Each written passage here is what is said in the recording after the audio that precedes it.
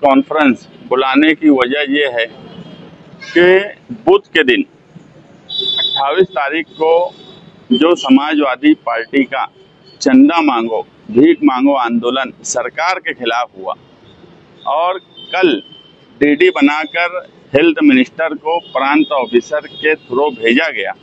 मैं कल ही बोला था कि धरने का असर ऐसा हुआ कि सरकार तक बात पहुंची और प्रोसेस शुरू हो गया। आप लोगों को याद होगा तो मैं कल ही ये बात बोला था। और 31 तारीख को एक लेटर निकला जिसमें नासिक जिले में 7 करोड़ 25 लाख रुपया दवा और मेडिसिन और जो भी बाकी के हॉस्पिटल के लिए ज़रूरियात है उसके लिए फंड मंजूर किया गया। ये मसला 6 महीने से चल रहा था और इसमें सभी लोगों को डॉक्टर योगेश पाटिल ने जो नुमाइंदे हैं जिनकी जिम्मेदारी है उन लोगों को उन्होंने बोला, ओरली भी बोला, लेटर भी दिया और सरकार तक भी लेटर दिया। हम जब उनसे मिलने गए वफ्द की शक्ल में तो हमारा गुस्सा उन्हीं के ऊपर था, मगर जब उन्होंने 12 पेपर दिए और ये लगा कि ये तो अपना प्रोसेस कर रहे हैं, कोशिश कर रहे हैं, मसला सरकार की तरफ है, तो ऐसा आंदोलन होना चाहिए कि सरकार हिल जाए। मैं तमाम ही मीडिया के लोग, यूट्यूब वाले, मराठी मीडिया खास तौर से और उर्दू मीडिया, इन लोगों का शुक्रिया अदा करता हूं कि एक ऐसा सवाल जो गरीब की दवा से जुड़ा हुआ था, जिनको मुसलसल 6 महीने से सही तरीके से दवा नहीं मिल रही थी, आप लोगों ने उस मुद्दे को इस तरह से उठाया कि सरकार हिल गई और उसे फौरन मंजूरी देना पड़ी दवा की। और इसके लिए मैं छावनी पुलिस स्टेशन के पीआई और वहाँ के पुलिस वालों का भी शुक्रगुजार हूँ कि सेम डे में उन्होंने गांधी जी के मुजस्समे के पास धरने का परमिशन दिया।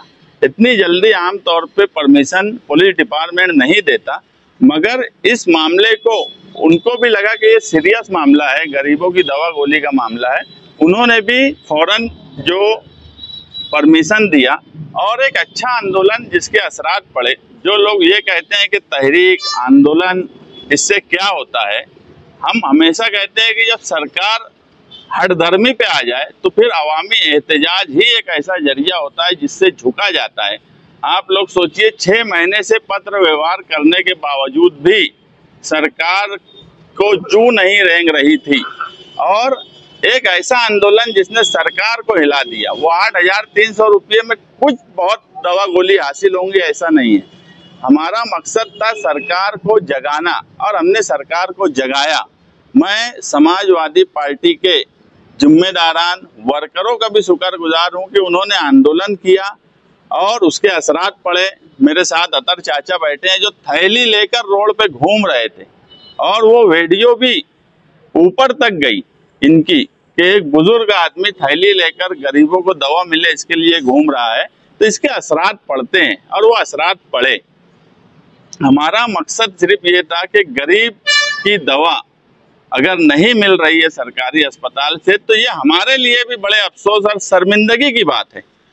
हमने किसी पर तनकीद नहीं की। जो भी लोग ये समझते हैं कि हमने उन पर तनकीद की वो फजूल समझते हैं। उन्होंने अपनी जिम्मेदारी नहीं निभाई, उनको अपनी जिम्मेदारी निभाना चाहिए थी। अभी मैं आपको एक ऑडियो सुनाऊंगा किसी की, हमारे मुफ्ती मोहम्मद इस्माइल कासमी साहब जो एमएलए हैं, उनको किसी ने फ़ोन किया कि दवा गोली का मसला है, डेंगू है, और ऐसे सीरियस मामले में भी उन्होंने उसको किस तरह से जवाब दिया, ये पूरा शहर सुने।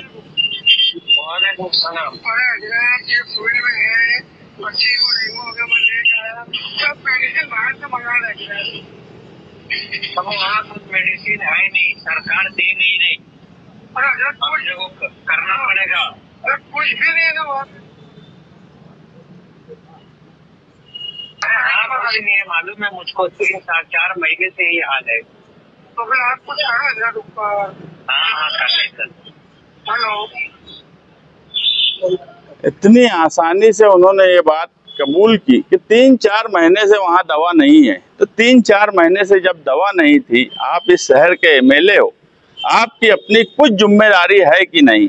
अगर आपको आपकी जिम्मेदारी का एहसास दिलाने की बात की जाती है तो आपको बुरा लगता है, आपके लोगों को बुरा लगता है। मैं इससे पहले भी बोला कि बात हमारी मुस्बित लेने के बजाय वो मनफी लेते हैं, पॉजिटिव लेने के बजाय निगेटिव लेते हैं। और उनका जो तरीकाकार था, फोन कट कर दिया एक आदमी जिसके वहाँ डेंगू हुआ है। डेंगू एक ऐसा मर्ज है जिसमें बच्चे की जान जाती है, और आज की पोजीशन में मालेगांव शहर में डेंगू और मलेरिया इतना ज्यादा फैला हुआ है कि मेरी ऐसी मालूमात है कि 12 से 15 लोग डेंगू की वजह से मौत हो चुकी है। ये मामला भी बहुत सीरियस है। कारपोरेशन के प्रशासक की भी जिम्मेदारी है कि डेंगू जैसे मर्ज की वो दवा नहीं दे पा रहे हैं, ऐसे हालात शहर में हैं। उसके बाद मौजूदा एमएलए अपनी जिम्मेदारी निभाने के बजाय उस आदमी को बोलते हैं कि 3-4 महीने से ऐसी चल रहा है, कोई बात नहीं है, वो चिट्ठी दे रहे हैं तो उसका मतलब ये है कि तुम प्राइवेट दवा ले लो, और वो बात ही कर रहा है, उसका फोन कट कर देना, ये कहीं ना कहीं अपनी जिम्मेदारी से भागना है। और गरीबों के लिए कोशिश करना, गरीबों के लिए काम करना, ऐसे मामलात से भी अगर कोई भाग रहा है तो अल्लाह ही इस शहर पे रहम करे कि ऐसे नुमाइंदे इस शहर को दिए जा रहे हैं जो अपनी जिम्मेदारी नहीं निभाते हैं। एक हमारी पार्लियामेंट की मेंबर ऑफ पार्लियामेंट शोभाताई बच्छाओ, उसने तो हमारे शहर से 2 लाख वोट ले ली, पूरे शहर को मुसीबत में डाल दी। आज पूरा शहर अगर परेशान है, जन्म दाखिले से लेके तरह तरह के मसाइल पर, कभी कुछ नहीं करते। एक ऑफिस इस शहर में उन्होंने नहीं आज तक बनाया कि इस शहर में अगर मुझे वोट देने की वजह से लोग परेशान है तो ठीक है, फिरका परस्त अगर टारगेट कर रहे हैं तो उनकी मदद की जाए, वो नहीं करती। मुमानी ने पूरे शहर को मामू बना दिया कि मालेगांव शहर मामू बन गया। मुमानी को कोई फिक्र नहीं है, उनको कुछ लेना देना नहीं है। 2 चपंडुल मालेगांव के जिनको अक्ल नहीं है, जिन्हें सियासी समझ नहीं है, वो बोलते हैं कि मेंबर ऑफ पार्लियामेंट ये सियासी नहीं है। तो एक मेंबर ऑफ पार्लियामेंट इलेक्शन लड़ती है कांग्रेस पार्टी की, वो इलेक्शन जीत के आती है और वो सियासी नहीं है। तो सियासी होने का मतलब क्या है, ये बेवकूफ़ों को ये तक नहीं समझता, और ये इनके सहारे काम काज करने की कोशिश करती है। 1.5 साल से ज्यादा का वक्फा हो गया, अभी तक मेंबर ऑफ पार्लियामेंट का बजट, मैंने इससे पहले भी बोला कि 1 रुपया इन्होंने मालेगांव शहर में खर्च नहीं किया, जहां से 2 लाख वोट मिली। और आज सिविल हॉस्पिटल में आ गए, और वो जब वहां फोन किए तो उनको ऑलरेडी ये बोल दिया गया कि लेटर निकल गया, और वो लेटर पे आके यहाँ पर डॉक्टरों से बैठ के बातचीत करे, और पीछे से उनको बोला जा रहा कि 15 दिन बोल दो, हम कोशिश कर रहे थे। अगर आप 15 दिन से कोशिश कर रहे थे तो उसका कोई आपके पास सबूत होगा, कोई पेपर होगा। अगर हम कोई बात बोलते हैं तो कभी हवा में नहीं बोलते।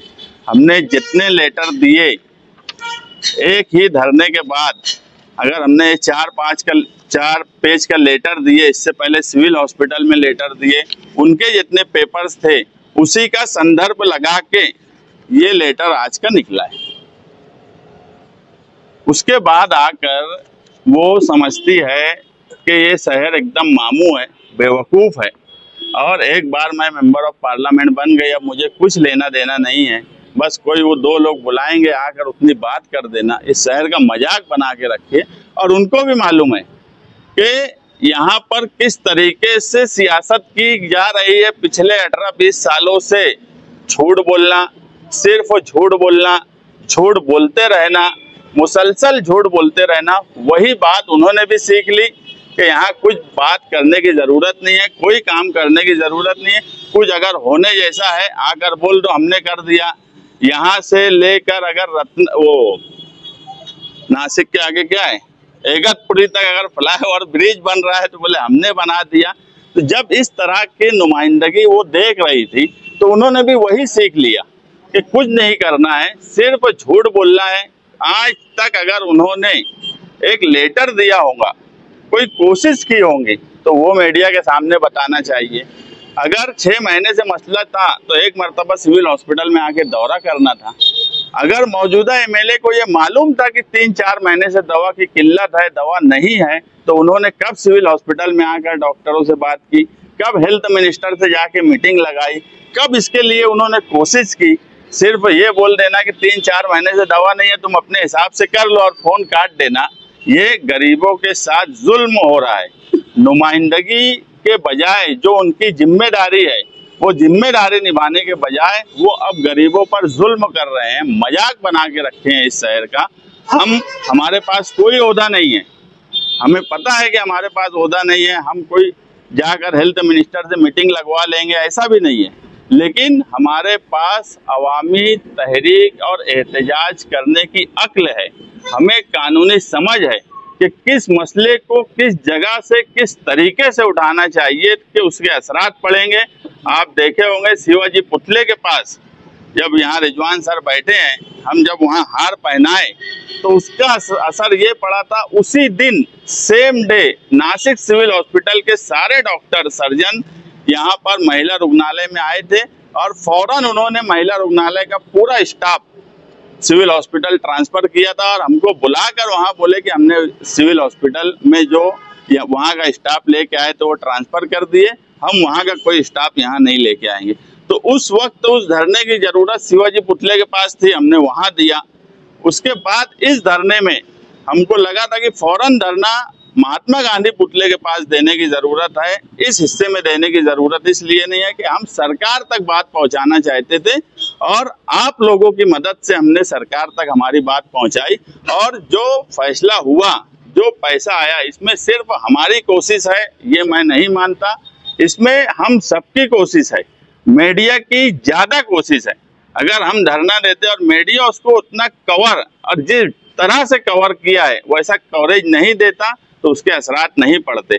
मैं हमेशा ये बात मानता हूँ कि सहाफत और सियासत ये जोड़ है, अगर वो हमारी मुखालफत भी करेंगे किसी मसले को लेकर तो भी वो हमें जगाने का काम करेंगे, मैं उसको मुस्बित लूंगा। मगर मालेगांव शहर में खास तौर से जो ओहदे पर बैठे हुए लोग हैं वो किसी तनकीद को मुस्बित नहीं लेते, ना मीडिया की तनकीद को मुस्बित लिया जाता है, ना अपोजिशन की तनकीद को मुस्बित लिया जाता है।